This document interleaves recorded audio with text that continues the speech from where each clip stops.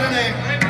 ज्यानं अनेकांना मारला तो ब्रह्मराक्षस, त्याची आणि माझी भेट झाली आहे. त्याला मी हिच्यावर जबरदस्ती केली होती. अनेकांना मारणारा ब्रह्मराक्षस माझ्या आणि त्याच्या युद्धात ज्या तो तिथून गेला. त्याचा मृत्यू म्हणजे शबर या व्यक्तीमुळं, अर्थात त्या व्यक्तीचा सहाय्य मिळालं